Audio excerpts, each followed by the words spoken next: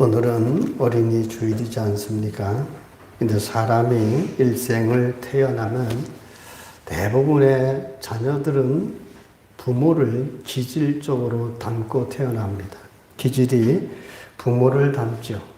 그런데 사람의 인격이 형성되는 과정에서 중요한 역할을 하는 것, 지대한 영향을 끼치는 사람들이 제일 가까운 사람들이죠. 부모님일 수 있고 할아버지, 할머니일 수 있습니다. 그래서 좋은 성품 밑에서 사랑을 받으며 자라난 어린아이는 훌륭한 인격을 갖게 되고 올바른 가치관이 형성돼서 인생을 반듯하게 살아갑니다. 그래서 오늘 이 시간은 우리 자녀들이 다 성장한 분들도 있지만, 다 대부분이 성장했지만, 우리가 우리 손자나 손녀들 또는 우리 아이들에게 어떻게 아이들을 잘 양육하며 좋은 영향을 끼칠 것인가, 이것을 우리가 함께 생각해 보고자 합니다. 여러분, 인생이라는 것은요, 제가 인생을 많이 살아온 것은 아니지만 인생이라는 것은 그 사람이 어떤 가치관을 갖고 있느냐, 그것에 따라서 그의 삶의 방향이 달라집니다. 정말 좋은 가치관을 가지고 있는 사람이라면 항상 좋은 것을 선택하고 바른 것을 선택하고 진리를 선택해서 그의 삶이 행복해지는 그런 삶이 됩니다. 얼마 전에 이런 말씀을 제가 드리지 않았습니까? 우리 인간의 일생이라는 것을 가만히 보면 일평생 무엇을 선택하며 살아왔느냐, 이 결과물이 한 사람의 일생이다, 그런 얘기를 했습니다. 우리는 매일매일 선택하며 살지 않습니까?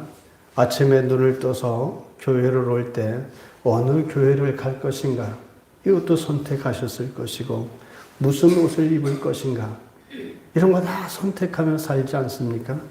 이건 하나님이 우리에게 주신 자유의지 속에서 우리가 선택할 수 있는 겁니다. 그런데 여러분, 이런 선택을 하는 데 있어 아주 중요한 역할을 하는 게 뭡니까? 가치관입니다. 내가 어떤 가치관을 가졌느냐, 거기에 따라서 선택을 하게 됩니다. 예를 들어서 내가 크고 화려하고 웅장하고 많은 사람이 모인 걸 좋아하면 이런 작은 교회에 오지 않겠지요. 큰 교회를 갈 것입니다. 그게 중요하고 그게 좋다고 생각하기 때문에. 그러나 어느 곳이든 하나님이 계신 곳이고 하나님의 말씀을 전하는 곳이고 나는 하나님의 말씀 듣기를 소원하는 심령으로 교회를 찾았다면 크고 작은 것을 따지지 않고 진리의 말씀을 찾을 겁니다. 이게 그 사람이 가진 가치관이지 않겠습니까? 그렇기 때문에 이런 가치관을 형성하는 것이 굉장히 중요합니다. 가치관이란 어떤 것을 더 중요시 여기고 어떤 것을 더 가치 있게 여기고 그것이 내게 어떤 기쁨을 주느냐, 이거에 따른 것이 바로 가치관이죠. 그래서 만약 어떤 어린아이가 어릴 때 이런 것이 잘 교육되어 있고 훌륭한 가치관이 형성되었다면 그 아이의 인생은 매우 가치 있고 보람 있고 의미 있는 인생이 됩니다. 여러분, 민주주의의 꽃이라고 하죠. 투표 아니겠습니까? 투표를 통해서 우리는 내가 살아가야 될 미래, 또 우리 아이들이 살아갈 미래를 선택합니다. 쉽게 말해서 공산주의냐 민주주의냐, 우리가 선택할 수 있는 권리가 투표권입니다.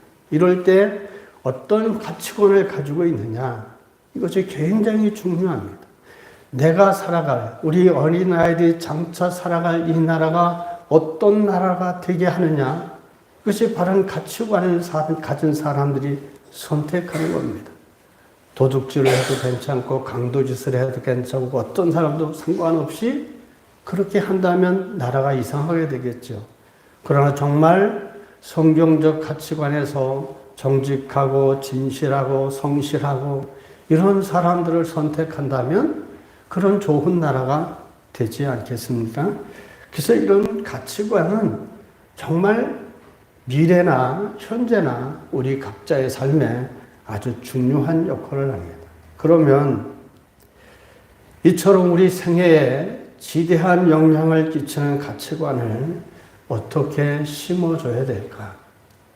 오늘 에베소서 6장 4절에 주님은 사도 바울의 입을 통해 우리에게 이렇게 권면하십니다. 우리 다 같이 보십시다. 시작. 또 아비들아 너희 자녀를 노엽게 하지 말고 오직 주의 교훈과 훈계로 양육하라. 이 말씀은 굉장히 짧은 단어지만 짧은 한 구절이지만 많은 것을 포함하고 있습니다. 첫째로 하지 말라고 합니다. 뭘 하지 말라고 하죠? 자녀들을 노엽게 하지 마라. 여러분, 자녀들을 노엽게 하지 말라고 하는 얘기는 쉽게 말하면 아이들이 형성되는 인격 과정에서 성격이 왜곡되게 하지 말라는 겁니다. 아이를 성격을 왜곡되게 만들면 불행해지는 것입니다. 이게 부모가 가장 조심해야 될 게 우리 아이들, 백지 같은 아이들에게 부모가 이런 모습을 보이면 안 되죠. 그리고 나서 오늘 강조점이 나옵니다.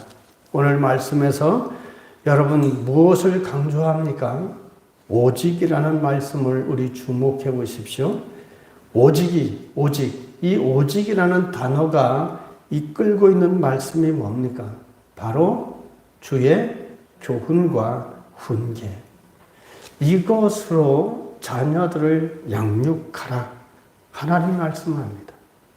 그럼 여기서 오직이라는 이 단어, 이 말씀은 강조점이 되기도 하지만 이 말은 다른 의미에서 절대적이라는 의미를 갖습니다.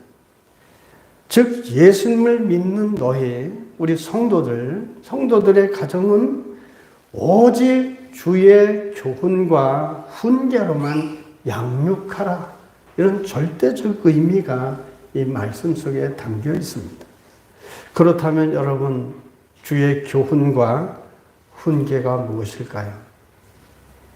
여러분, 주님이 가르치시고 반드시 지키라고 하신 말씀들이 얼마나 많습니까? 성경 66권이 다 하나님의 교훈과 가르치심 아닙니까? 그렇다면 결국 주의 교훈과 주의 훈계란 뭘 말하죠? 바로 성경적 가치관을 말하는 거 아니겠습니까? 여러분, 성경적 가치관이 뭡니까? 내가 정말 하나님을 믿는 사람이고 구원받은 하나님의 사람이고 성령의 통제와 말씀의 지배를 받는 사람이라면 여러분, 내가 무엇을 선택하든지 성경적 가치관에 따라 선택하게 되어 있습니다. 근데 하나님의 말씀은 이런데 내가 다른 말씀과 배치되는 일들을 한다면 우리는 자신을 돌아봐야 됩니다. 내가 정말 하나님의 백성이 맞는가 의심해 봐야 될 만하죠. 성경적 가치관은 여러 가지가 있지만 몇 가지만 추려보면 여러분, 하나님 제일주의, 말씀 중심주의, 그리고 사랑과 진실과 공의와 성실과 정직과 인내와 충성, 이런 수많은 것들이 성경적 가치관입니다. 성령의 9가지 열매도 성경적 가치관이죠. 쉽게 말하면 우리가 자녀를 어떤 사람으로 길러야 됩니까? 진실한 사람으로, 정직한 사람으로, 하나님을 경외하는 사람으로, 말씀에 순종적인 사람으로 양육하는 것, 이것이 바로 성경적 가치관을 심어주는 겁니다. 이런 가치관이 형성되면 무엇을 선택하든지 항상 주님과 말씀의 관점에서 선택하게 되고 여러분, 그것이 바로 복 있는 인생이 되게 하는 겁니다. 그래서 우리는 자녀들에게 많은 것을 남겨주려고 하지 말고 핵심인 성경적 가치관을 형성하도록 우리가 그런 역량과 끼쳐주는 것이 가장 중요합니다. 그래서 신앙생활이란 도대체 뭔가 가만히 생각해 보면요. 또 다른 측면에서 이렇게 볼 수 있습니다. 신앙생활이란 성경적 가치관에 따라서 내 중심에서 하나님 중심으로 변화되고 내 야망에서 하나님의 비전으로 바뀌어지고 내 길과 내 것에서 하나님의 길과 하나님의 것으로 바뀌는 과정, 그것이 우리의 신앙생활이라고 할 수 있습니다. 우리가 우리 자녀들에게 이런 성경적 가치관을 심어주면 그 가치관이 바로 삶의 태도가 되고 인생의 나침판이 되고 인생관이 되고, 그렇기 때문에 결코 그런 가치관을 가진 사람은 불행한 인생을 살지 않습니다. 어려서 이런 주의 교훈과 책망을 또 교훈을 훈계를 받지 못하고 오직 자기만 하는 이기적인 아이로 자라난 사람들을 우리 주변에 얼마나 많이 있습니까? 그 사람들을 한번 보십시오. 그들이 부모를 어떻게 대합니까? 그 사람들이 다른 사람들을 어떻게 대합니까? 정말 어려서 부모님을 하나님의 대리자로 알고 그렇게 양육받았다면 노년의 부모를 학대할 수 있습니까? 그러지 못합니다. 어떻게 사람을 이용해 먹고 버릴 존재로 사람들을 대하겠습니까? 이 잘못된 가치관 때문에 세상이 이렇게 엉망이 된 겁니다. 다 그런 것은 아니지만 대부분은 어려서 잘못 아이들을 양육한 우리 기성세대의 탓이 매우 큽니다. 여러분, 구약에서 다윗 왕과 사울 왕은 아주 정반대로 대조적인 사람들입니다. 다윗은 아주 훌륭한 신본주의의 왕으로서, 또 사울은 인본주의의 왕으로서, 그래서 버림받은 왕으로 대조적이지 않습니까? 이 두 사람이 왜 이렇게 정반대로 됐을까요? 다른 게 아닙니다. 제가 여러분에게 오늘 드리고 싶은 말씀의 핵심이 바로 가치관 아닙니까? 이 두 왕이 극과 극이 된 것은 이 가치관 차이입니다. 다윗의 일상을 보면 철저한 신본주의입니다. 하나님 제일주의, 말씀 중심주의. 사울은 인본주의입니다. 자기 생각과 사회적 통념을 따라가는, 사람을 두려워 사람을 따르는, 이게 바로 사울의 모습입니다. 사울은 자기 중심적인 가치관을 가지고 매 살을 보면 자기가 원하는 대로 살아가면서 사람들의 평가와 인기에 매우 민감했습니다. 하나님보다 사람을 더 두려워했던 것이 바로 사울입니다. 그런데 다윗은 어떻습니까? 하나님 중심적인 가치관을 가지고 항상 먼저 뭘 생각하죠? 하나님을 생각합니다. 무엇을 선택하든 결정하든 자신의 상황과 상관없이 하나님을 먼저 생각합니다. 그래서 하나님께 물어보고 하나님이 원하시는 삶을 살아간 사람이 다윗입니다. 예를 들어 다윗 왕은 사울이 자기를 죽이려고 압박할 때가 있었습니다. 연수요일마다 사무엘상을 살펴보고 있는데 우리가 지금 살펴본 것처럼 두 번이나 사울 왕을 죽일 수 있는 기회가 다윗에게 있었습니다. 그럼에도 불구하고 심지어 다윗의 부하들이 오늘날 하나님께서 당신의 손에 원수를 붙여주셨다, 이렇게 말을 했지만 다윗은 그때마다 어떻게 말합니까? 하나님이 기름 부어 세우신 자에게 내가 손을 댈 수 없다. 그러면서 하나님께 사울 왕을 맡기고 자신은 사울을 죽이지 않았습니다. 또한 사울을 피해서 도망 다닐 때도 자기가 원하는 안전지대에 머물지 않고 비록 위험해도 하나님이 지시하시는 곳에 가서 살았습니다. 하나님이 지시하는 곳에 가서 구했습니다. 다윗이 아둘람 굴에 숨어 있다가 하나님의 선지자 갓이 요새를 이 아둘람 굴에 찾아와서 다윗에게 이렇게 말합니다.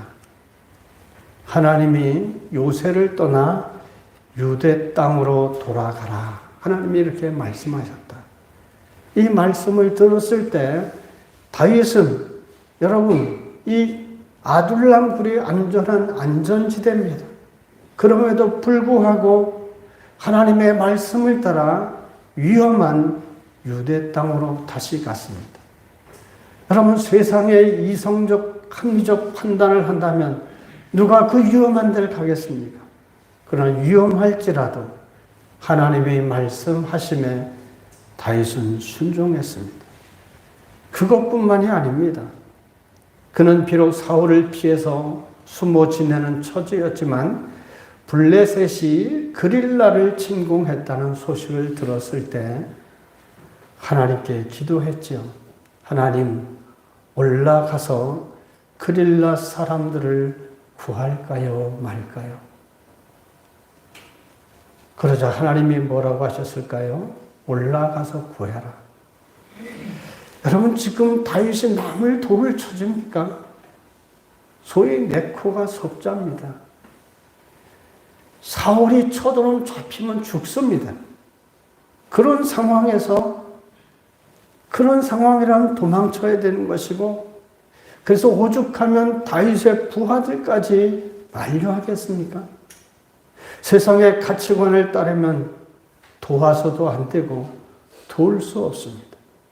그러나 다윗은 하나님의 뜻대로 위험을 무릅쓰고 올라가서 그릴라를 구했습니다. 왜 그랬을까요? 이것이 바로 다윗의 가치관이었기 때문에 그렇습니다. 하나님의 중심, 하나님 말씀 중심, 이게 다윗의 가치관입니다. 우리 성도는 이래야 됩니다. 이처럼 다윗의 인생과 신앙에 있어서 여러분 하나님은 절대 가치였고 하나님의 말씀은 행동의 절대 기준이었습니다. 우리 성도들이 세상을 살아가면서 우리가 절대 가치를 가져야 될 분이 바로 하나님이고 우리 모든 행동의 기준은 하나님의 말씀이 되어야 됩니다. 그렇게 살지 않기 때문에 문제가 많은 겁니다. 아무쪼록 우리들도 이 시간 주의 이름으로 여러분에게 소원하는 것은 하나님을 절대 가치 삼고 우리의 행동 기준을 하나님의 말씀의 기준으로 삼으시길 주의 이름으로 축원합니다. 오늘 다윗을 또 한번 생각해 봅시다. 사울을 피해서 도망자로 살아가야 할 때 다윗에게 있어서 가치 기준이 무엇일까요? 예를 들어 일반적으로 사회적 통념으로 생각해 봅시다. 나를 잡으려고 군대를 동네에서 쫓아다니는 이 사울에게서 내가 안전하게 살아가려면 안전에 절대 가치를 둔다면 그것이 뭘까요? 자신의 절대 안전이 사회적으로 볼 때 최고의 가치 기준이 될 겁니다. 일단 살아나야 다음이 있으니까 도망가의 입장에서 보면 무엇보다 안전을 우선순위로 삼는 것이 합리적이고 이성적으로 맞습니다. 그러나 다윗을 보시죠. 그는 사울의 칼을 피해 도망 다니면서도 자신의 안전이 기준이 아니라 그것이 가치 기준이 아니라 하나님의 말씀이 가치 기준이었고 행동의 기준이었다는 겁니다. 그렇기 때문에 위대한 다윗이라는 말이 나오고요. 그렇기 때문에 하나님이 내 마음에 합한 자라 이런 인정을 받는 겁니다. 오늘날 우리도 내 개인의 뜻이냐 다수의 의견보다도 하나님이 원하시는 것이 우리의 가치 기준이 되어야 됩니다. 그래서 여러분 성공보다도 하나님의 뜻이 가치 기준이 되어야 되고 내 개인의 행복보다 하나님을 기쁘시게 하는 그것이 가치 기준이 되어야 됩니다. 이것이 바로 주님이 마태복음 6장 33절에서 하신 말씀의 원리입니다. 마태복음 6장 33절이 뭐죠? 너희는 먼저 그의 나라와 그의 의를 구하라. 그리하면 이 모든 것을 너희에게 덤으로 주시리라. 아멘. 이게 바로 하나님의 절대 가치를 가지고 사는 사람. 하나님이 우리에게 필요한 모든 것을 덤으로, 플러스로 채워주시는 원리가 여기 있습니다. 자기 입장보다 하나님의 말씀이 뭐라고 하시는지가 우리 행동의 기준이 되어야 되고 결단의 기준이 되어야 됩니다. 우리는 항상 예수님이시라면 어떻게 하셨을까 이걸 생각하면서 내 가치, 자기 가치를 분별하고 예수님의 가치를 자신의 기준으로 삼아 살아야 되고 우리 자녀들에게 이런 것을 심어줘야 됩니다. 자, 그렇다면 우리는 구체적으로 우리 자녀들에게 어떤 가치관을 심어줄까? 그리고 우리는 어떤 가치관으로 살아가야 될까요? 여러분, 첫째로 하나님 중심의 가치관입니다. 우리 한번 따라합시다. 하나님 중심의 가치관. 왜 하나님 중심의 가치관을 살아야 될까요? 여러분, 하나님은 창조주십니다. 하나님은 그뿐만 아니라 역사의 주관자십니다. 하나님은 한 나라의 흥망성쇠는 물론하고 우리 각 개개인의 생사 화복까지도 주장하십니다. 믿습니까? 그렇기 때문에 모든 것이 다 하나님의 것입니다. 하나님이 주셔야 받고 하나님이 살게 하셔야 삽니다. 하나님께서 거둬가시면 재산도 지위도 명예도 생명도 다 끝이 납니다. 우리를 예수님의 십자가의 공로로 구속함을 받게 하신 분도 하나님이십니다. 그뿐 아니라 성령님을 보내주셔서 믿음으로 살게 하시고 장차 천국에 가서 영생 복락을 누리게 하시는 이도 바로 다른 이가 아니라 하나님이십니다. 그렇기 때문에 우리는 언제나 일평생을 다윗처럼 하나님 중심으로 살아내야 됩니다. 최고의 최상의 우선순위를 하나님께 두고 살아가면서 그렇게 우리 자손들에게 가르쳐서 훌륭한 신앙인격을 키워주시길 주의 이름으로 축원합니다. 두 번째로 우리가 가져야 될 가치관은 현실보다 미래를 보고 순간보다 영원한 것을 소중히 여길 수 있어야 됩니다. 이 세상만을 바라보는 사람과 내세를 바라보며 사는 사람은 삶의 태도가 다를 수밖에 없습니다. 현세보다 내세를 바라보며 사는 사람은 잠시 누리는 이 세상의 낙보다 영원한 세계에 들어가서 누리게 될 그 복락을 바라보며 살아갑니다. 그렇게 산 사람이 사도 바울이지 않습니까? 또한 모세가 바로 그런 사람이었습니다. 그래서 이런 모세에 대해서 히브리서 11장 24절로 26절에서 이렇게 모세의 미래를 바라봄을 소개합니다. 믿음으로 모세는 장성하여 바로의 공주의 아들이라 칭함을 거절하고 도리어 하나님의 백성과 함께 고난받기를 잠시 죄악을 낙을 누리는 것보다 더 좋아하고 그리스도를 위하여 받는 능력을 애굽의 모든 보화보다 더 큰 재물로 여겼으니 이는 상주심을 바라봅니다. 아멘. 모세가 왜 모든 부귀와 명예를 버렸을까요?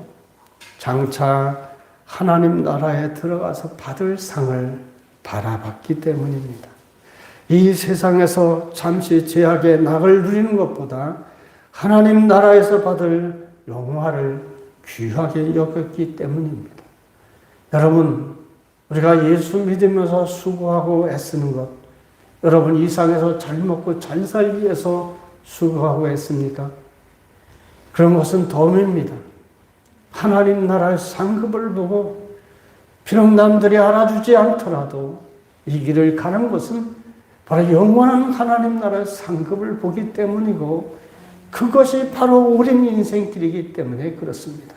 아무쪼록 내가 주를 믿는 이 모든 일이 힘들고 어렵다 하더라도 영원한 하나님 나라를 바라보고 오늘도 믿음으로 이겨나가시길 주의 이름으로 축원합니다.